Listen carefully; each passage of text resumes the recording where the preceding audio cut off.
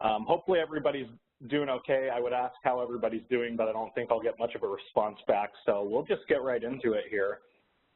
The idea behind what we're going to talk about is what we learned from analyzing a little over 90,000 cold call recordings with artificial intelligence so we could decipher what actually works on a cold call and what does not work based on data.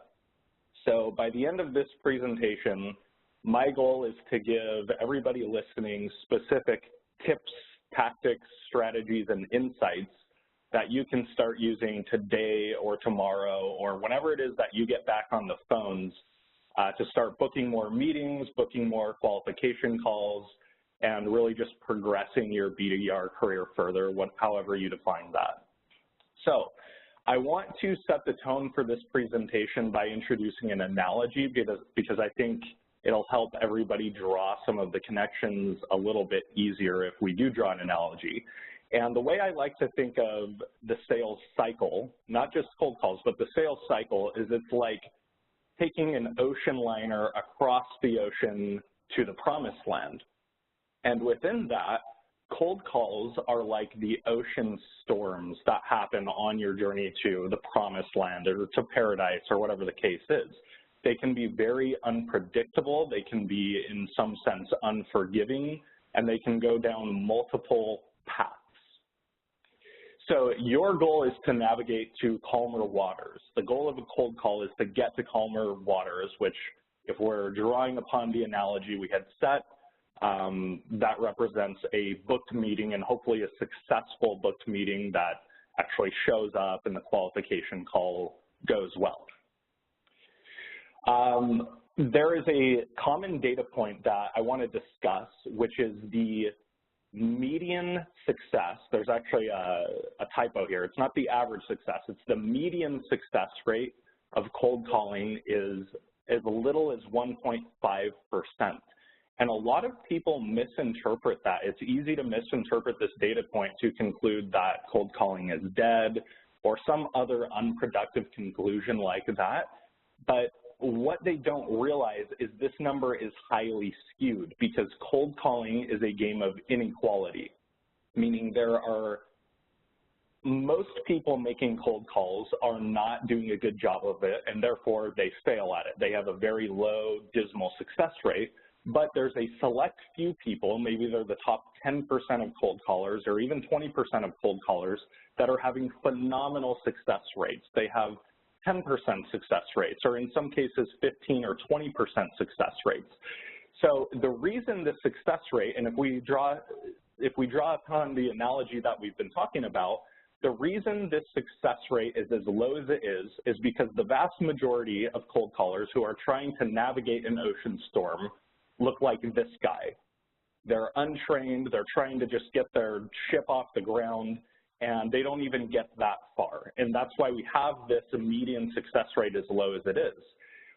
The person you should aspire to emulate, maybe you don't want to look like this person, but you want to be this guy. You want to be the person who thrives under stormy conditions. You want to be the person who is well-trained to navigate unpredictable waters, who knows what paths a cold call could go down and how to navigate those paths successfully to the point where it's fun.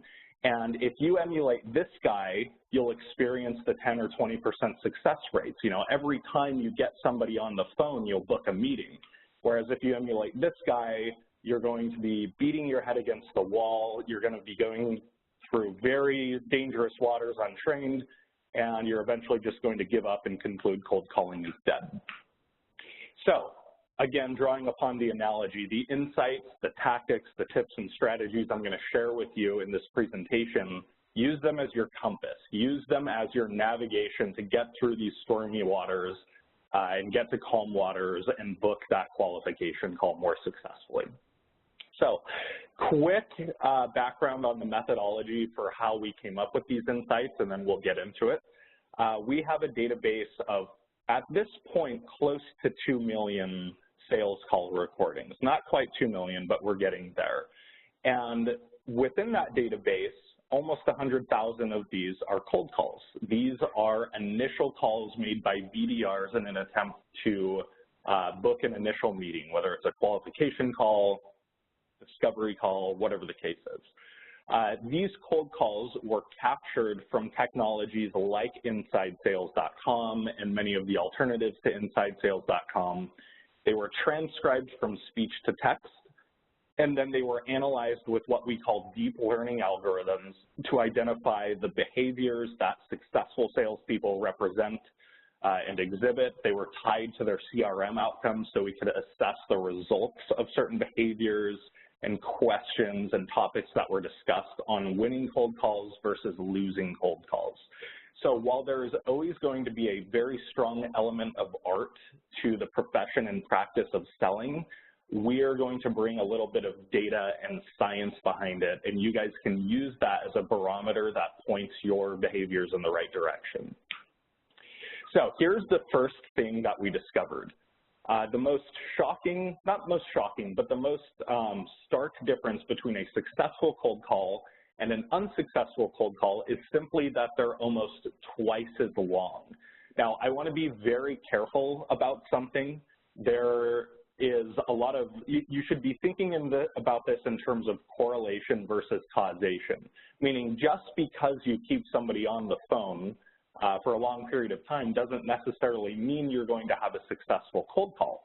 But there is a strong correlation to keeping somebody on the phone for a longer period of time, and you should do causal things that will help you keep that person on the phone, because frankly, a cold call coming out of nowhere is in constant threat of ending prematurely. The person could hang up on you, you could say something that does not resonate, and they could tell you they're not interested. So we're going to talk about a few specific ways that you can prolong your cold calls so that you can then get yourself in a position to sell the qualification call and book the meeting. So here's the first thing you need to know. Like we talked about at the beginning, drawing upon the analogy, there are many paths that a cold call could go down. And the best thing you can do to increase your effectiveness of making cold calls is know what all of those paths are and map out your responses to those paths. You are at an alarming advantage over your prospect, and I hate to use that combative analogy as if you're like a seller versus a prospect, but just bear with me for a second and we'll move on from that. You're at an advantage because you have had this call, or you will have this conversation hundreds or maybe even thousands of times, and your prospect, this is the first time they've ever had this conversation. Yes, they get cold called a lot, but they haven't had this specific cold call a lot. So if you know the various ways they can respond to your opening line and the various ways they're going to respond to your opening pitch and the various ways they're going to respond throughout the cold call as it unfolds, you can start to chart those directions and then map your own strategies for responding to those responses so you can navigate the cold call more successfully. So the takeaway here is to first start out with mapping the first 3 to 5 ways your cold calls unfold and intentionally figure out how you're going to respond to those situations ahead of time. I don't necessarily recommend memorizing a script because the goal of a salesperson or a BDR is to be a professional communicator, not somebody who just rehashes a bunch of words, but you should know talking points. You should know the messaging that's going to resonate in certain situations and the messaging that is not going to resonate in other situations. So there's our first tip. Map out your cold calls in advance and know which paths they can go down. The second thing we can do to delay the amount of time or prolong the amount of time we can keep the buyer on the phone is be very intentional with the words we say rather than being frivolous with them. So this is one of my favorite quotes. It's actually about writing. It's not about cold calling, but it applies very, very closely to cold calling. And the quote is, you can read it. Every sentence has one purpose, and that is to make the reader listen, or in this case, make the reader read the next sentence. You should treat the sentences that make up your cold call in the exact same way. If a sentence that you utter does not serve the purpose of keeping the buyer on the phone by piquing their interest or getting them to respond, you shouldn't say it at all, because it's frivolous and it's going to be diluting the success of your cold call. So the next tip you can take advantage of is think about your cold call pitch, for lack of a better term, in terms of the purpose of every sentence. Does every sentence compel your prospect to listen to your next sentence or respond to the sentence that you just uttered? Okay, so now let's get into opening lines. And this is really the first sentence that you're going to utter on a cold call, and it's really going to dictate the trajectory of the rest of the call.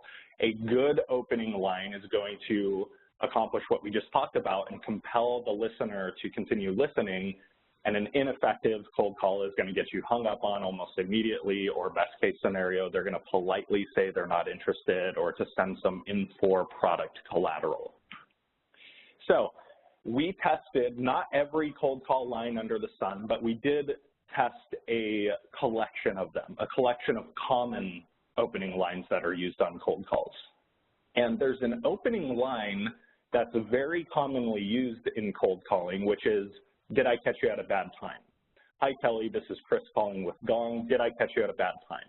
And this was written about in numerous sales books, probably about 5 to 7 years ago. And the idea behind it is that people like to disagree. They like to say no because it makes them feel like they're in control of the conversation.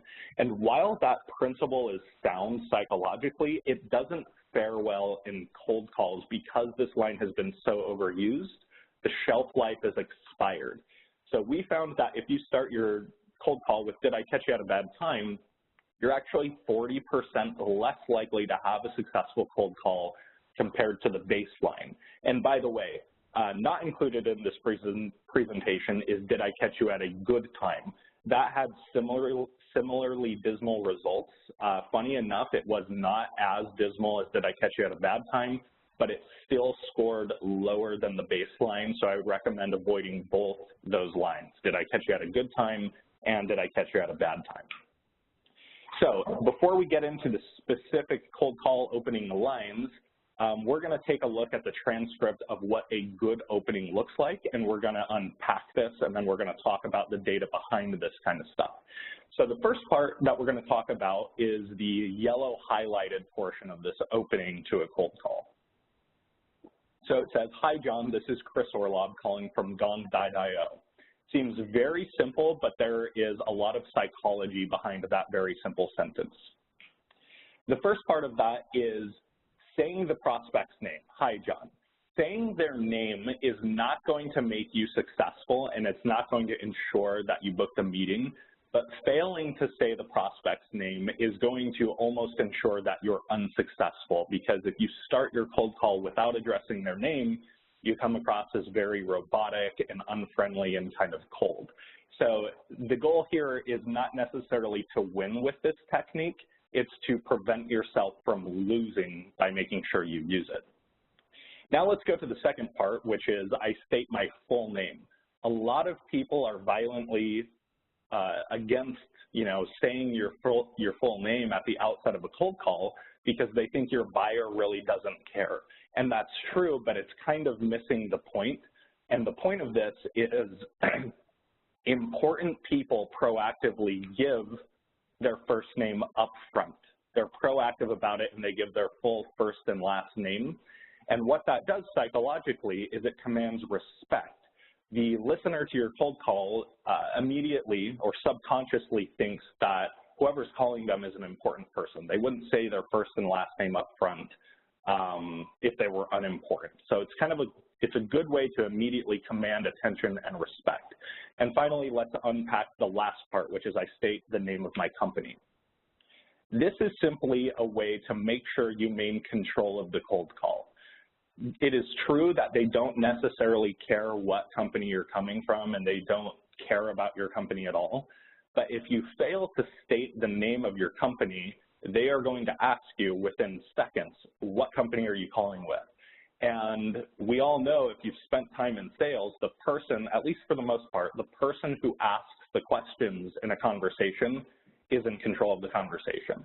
And so if you give them this opportunity to interrupt you and ask you what company you're calling with, now you're on the defensive, and we have to remember that cold calling is an act of offense, not defense, and likely the cold call is just going to spiral out of control from there. So just make sure before they get the opportunity to, interrogate who you are and what company you're from, state all of that stuff up front so that you maintain control of the cold call here. Okay, so now let's get into the second part of this transcript, which is how have you been?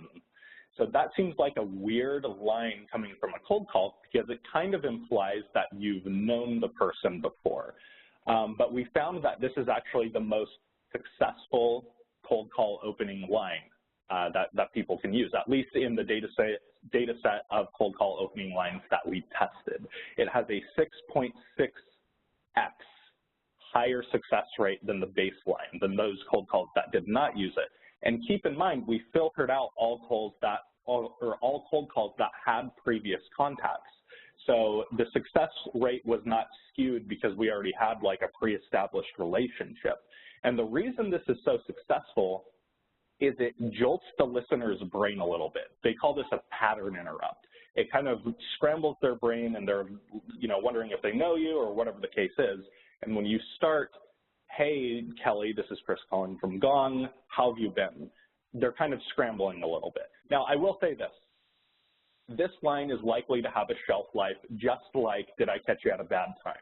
It's likely going to work for the next couple of years, but the nature of many cold call opening lines, especially the ones that are not based in timeless psychology, is that they have a shelf life. So your takeaway here is I would experiment with using this on your cold calls. Most people, I can already hear the fears going through your mind, which is, well, what if we don't know the person before, and like how do we respond to that situation? It almost never comes up. I listen to these calls all the time. I would urge you to give it a test. And if it does come up, then we should go back to the first tip that we covered, which is map out your response. Know the paths that a cold call could go down. In this case, they might ask, do we know each other? And know how you're going to respond to that situation in the rare event that it does occur. And finally, let's unpack the final part of the opener of this cold call, which is, John, the reason I'm calling is. So we tested this cold call opening line in this data set and found that cold callers that state the reason for the call or why they're calling up front experience more than a double success rate than cold callers who do not do that. And that's because humans crave reasons. We'll get into a study in just a second here to explain some of the psychology behind this, but it's interesting to see the data actually backs this up. So there's a company called Xerox that we're probably all familiar with, and they actually tested the psychology behind this. I think it was back in the 70s or 80s, but they wanted to see if just giving a reason to somebody for you asking them a favor would increase the compliance of them granting that favor. And the study that they did is they would go find a line of people waiting to make a copy at a Xerox copier. And they would have the person conducting the experiment go up and ask if they could cut the person in line. And the first, I don't even know the numbers behind it, but 10 or 20 people would go ask if they could cut in line without giving a reason why they need to cut in line. And they had a very low success rate. They had a 60, I guess that's not super low, it's actually kind of surprising, but they had a 60% success rate of the person saying, yes, you can cut in line. Whereas if the person gave a reason for wanting to cut in line, whether the reason was real or fake or just irrelevant, they had a 93 to 94% success rate of getting the favor. So the takeaway behind this is always state the reason of your call, because the person, if you do not state the reason of your call, is going to be wondering why you're calling, and that gives them an opportunity to interrupt you and ask why you're calling and, again, put you on the defensive. But if you immediately put their mind at ease, you state why you're calling and the reason for it, they are much more receptive to entertaining a 2 or 3 or 5 minute conversation with you. By the way, one interesting note, which is not as well documented as this study, is they did the same study in a loud club where they found people sitting down at seats and there was nowhere else to sit, and they would have the experimenter go up to these people and say, hey, can I take your seat because I have a nose? And it was a really loud club, so they couldn't really hear the reason. I have a nose. That doesn't make sense. It's not even relevant. But because they heard the person giving a reason for asking for the favor, they had similar success rates to this study. They had a very high compliance rate of people saying, sure, take my seat. Even though the reason they gave didn't make sense, they just wanted to know that there was a reason up front. And by the way, one of the things I glossed over is the most common reason they gave in this copy machine study was, can I cut in line because I have copies to make? And people would say, yeah, of course. Of course you have copies to make. That's such an obvious reason, but simply because you're stating the reason makes people more likely to agree to comply with you. Okay, let's get back to the analogy. There is an iceberg ahead, and it is the discovery trap. So if you've spent any time in selling, if you spent a year or two at least, you probably know what discovery is, and it's simply the process of asking questions and collecting information from your customer in an attempt to qualify them or persuade them and build pain through the use of questions and information gathering. And almost everybody in the sales world unanimously agrees that discovery is a very important part of the sales process. But what we found is that discovery, when it is done on a cold call specifically, is actually counterproductive to your likelihood of getting the meeting. And we're going to cover some of that data here. So cold calling, and if you remember nothing else from this presentation, remember that cold calling is about selling the meeting. That does not mean you should not ever ask discovery questions. What that means is that if you're going to ask a discovery question, you should be using it intentionally and with the purpose of selling the meeting, not the purpose of gathering information for your future qual call or for the account executive or anything like that. Your goal is to sell the meeting. And if you look at this conversation flow, you'll notice that it is very talk heavy on the salesperson's side. And this is typically what a successful cold call looks like, minus the interruptions here. We needed to edit that part out. I would not recommend interrupting your prospect in the middle of a cold call, but know that they involve a lot more talking on your part and selling the meeting than they do getting your customer to talk for prolonged periods of time. So true to that conclusion, we measured the length of pitches on a cold call, the length of monologues, and that's exactly what it sounds like. It's the number of seconds a sales rep or even a customer or prospect speaks uninterrupted before the next person responds. And we found that in average cold call, it was 25 seconds. That was like the average monologue length. But in a successful cold call, it was much longer, which is a little bit counterintuitive because in sales we're taught so often to listen more than you talk. But what this 37-second pitch, for lack of a better word, represents is the nexus of the cold call. It is the moment of truth when usually about 2 or 3 minutes into the call, you deliver your pitch on selling the meeting. It is your value prop. It is your argument for why they should just attend a meeting from or with you, not necessarily the whole sales cycle. It is your one chance to get up on the soapbox for a short period of time or relatively short period of time and really make your case. Now, the whole cold call is not made up of long pitches like this. This is just one pitch that happens in the middle of the cold call somewhere. And the rest of the cold call, or everything that leads up to that point, is simply a maze for you to navigate to secure that platform to make your pitch for selling the meeting or the qual call. Again, true to the conclusion, we found that the average talk-to-listen ratios in successful cold calls was higher than unsuccessful cold calls. In other words, the salesperson is speaking more than the prospect.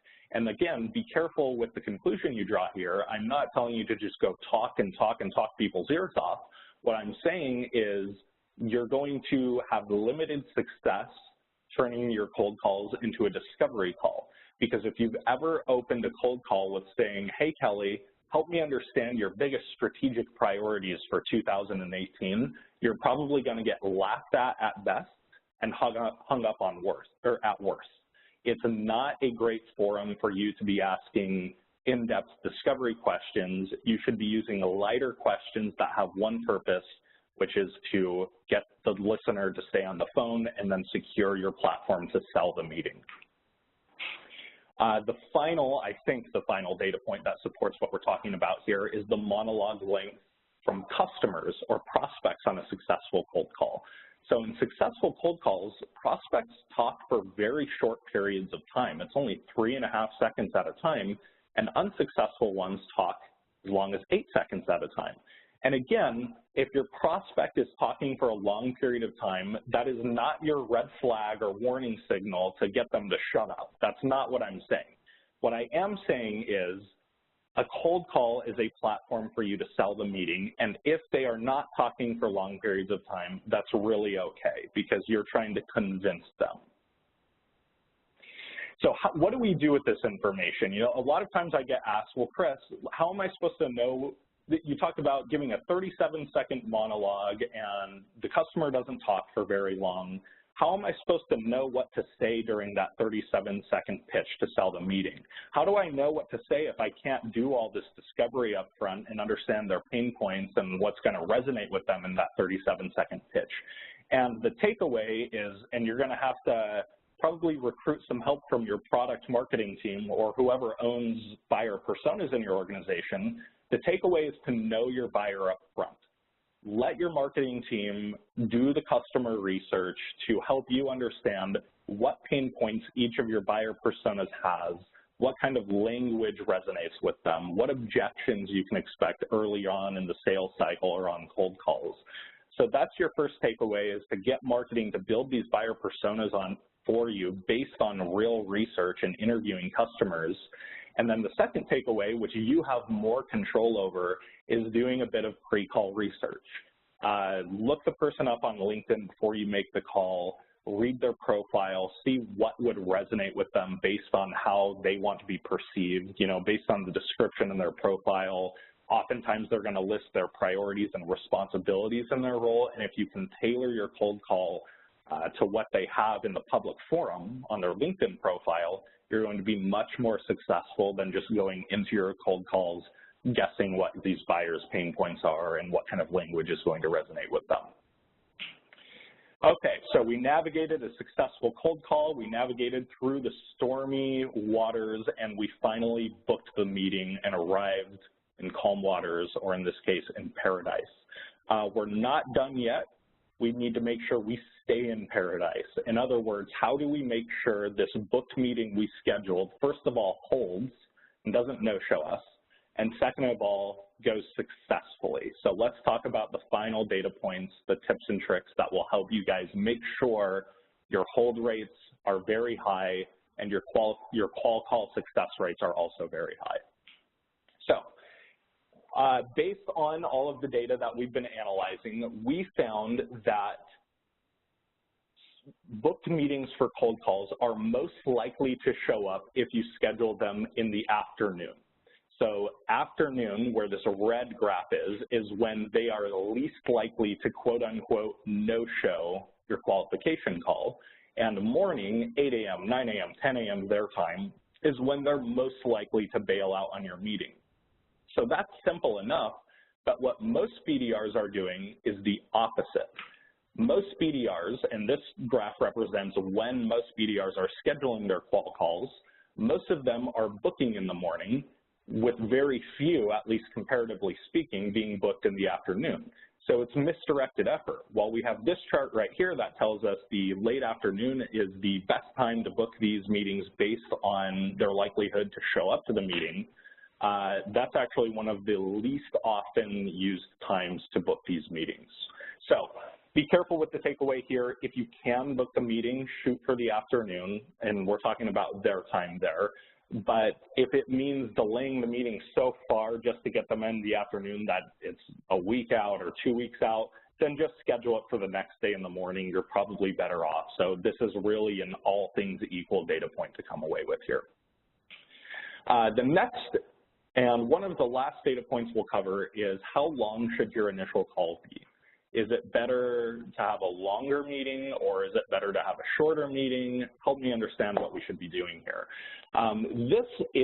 This graph represents how long the average first meeting is, not its success rate, just how long the average first meeting is and how many meetings fall into certain time lengths. And you'll see that many first sales calls fall within this 30-minute window because we're sending 30-minute calendar blocks, and many of them have this peak at 60 minutes. So which one is it better to do? Is it better to have a long meeting or a short meeting or a 15-minute meeting or a 90-minute meeting? And it turns out there's absolutely no correlation with how long your first meeting is with your likelihood of securing the next meeting, passing it off to the account executive, and the account executive eventually closing the deal. But there is one caveat to that. And it is that if you send a 30-minute meeting invite compared to a 60-minute meeting invite, they're more likely to show up to your qualification call. So there's the distinction. How long your qualification call actually goes, regardless of how much time the meeting invite was sent for, doesn't really matter. But how much time you send the meeting invite for, whether it's in a 30-minute block or 60-minute block, does matter. So all things equal, unless you have like a very front-heavy process you need to do on these qualification calls, it's recommended that you send the calendar invite for 30 minutes because they're more likely to show up to the meeting and they're less likely to hit the decline button or just no-show the meeting entirely. Okay, so we come to the end here. There's one final tip or tactic that I have for you, and it's just a simple thing you can do for the qualification calls, because I know, at least for the most part, what I've heard is that BDRs at Infor are responsible for qual calls. So here's one thing you can do, and it is to become a strategist. Plan your qualification calls out in advance rather than just winging them and hoping it, goes in some successful way. The best salespeople and BDRs in the world are like chess grandmasters, not like improv comedians. They are very intentional, whether it's conscious or subconscious, about every move they make and why they make those moves. So let's take a look at our final data point here. These little blocks that are moving represent topics that were discussed throughout the timeline of a sales call. So you can see there's next steps, there's pricing, there's different qualification-related topics, there's different features. And what we found is that the most successful sellers sequence their topics in related chunks. And the most unsuccessful sellers, or just average sellers, go about the topics throughout a sales call in an unstructured, unsequenced, haphazard way where they're bouncing randomly from one topic to the next. So the takeaway here is make sure your qual calls are sequential. Don't bounce from topic A to topic B to topic C. Bounce from topic A to topic A1 to topic A2, and then to topic B to topic B2 to topic B3. Make them sequential, make your qual calls thematic instead of random and sporadic.